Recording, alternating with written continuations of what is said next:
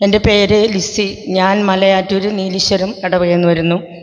ഞാനിവിടെ ബ്രദറെ വിളിച്ച് ഒരു വർഷം മുമ്പ് തുടങ്ങി ഞാൻ പ്രാർത്ഥിക്കുന്നുണ്ടായിരുന്നു ബ്രദറെ ധ്യാനം കൂടാൻ വേണ്ടിയിട്ട്. പക്ഷെ കഴിഞ്ഞ ദിവസമാണ് എനിക്ക് ഈ ധ്യാനത്തിന് കൂടാനാണ് ദൈവം അനുവദിച്ചത്.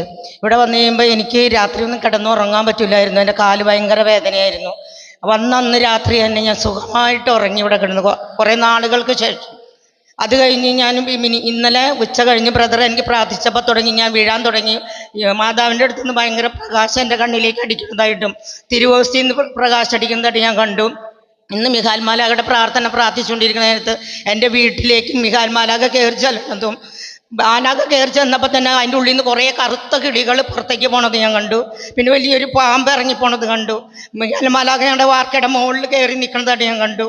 പിന്നെ ഈ ഇന്നത്തെ പ്രാർത്ഥനയിൽ ഒത്തിരി കാറ്റടിക്കുന്നതായിട്ടും ഈശോ ചുമന്ന മേലം കീട്ടിട്ട് എൻ്റെ അടുക്കൽ വന്നിരുന്ന് കുനിഞ്ഞു നിന്ന് എന്നോട് സംസാരിക്കുന്നതായിട്ട് ഞാൻ കണ്ടു. എനിക്ക് ഒത്തിരി അഭിഷേകം, ഞാൻ ഒത്തിരി ധ്യാനങ്ങൾ കൂടിയിട്ടുണ്ടെങ്കിലും ഇതുപോലൊരു അഭിഷേകം എനിക്ക് ഒരു സ്ഥലത്തൊന്നും കിട്ടിയിട്ടില്ല. ഞാൻ ഡിവൈനിൽ കൗൺസിലറും കൂടിയാണ്. എനിക്ക് അത്രയും കൃപയുണ്ടായിരുന്നതാണ്. പക്ഷേ എനിക്ക് കൃപയൊക്കെ നഷ്ടപ്പെട്ട പോലെയായിരുന്നു. ഞാനിവിടെ വന്നത് ഒത്തിരി നിരാശയോടുകൂടി ഞാൻ വന്നത്. പക്ഷേ എനിക്ക് ഒത്തിരി അഭിഷേകം, പുതിയ ഭാഷകൾ സംസാരിക്കാനുള്ള കൃപയൊക്കെ ബ്രദർ പ്രാർത്ഥിച്ചപ്പോൾ കിട്ടി.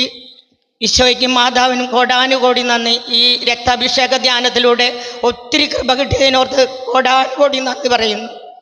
പ്രിയപ്പെട്ടവരെ, ഡിവൈൻ ധ്യാന മന്ദിരത്തിൽ കൗൺസിലിംഗ് ചെയ്യുന്ന സഹോദരിയാണ്. എങ്കിലും ആ സഹോദരിക്ക് ഇവിടെ വന്ന ശേഷം ഇതുവരെ ജീവിതത്തിൽ കിട്ടാത്തൊരു അനുഭവമാണ്.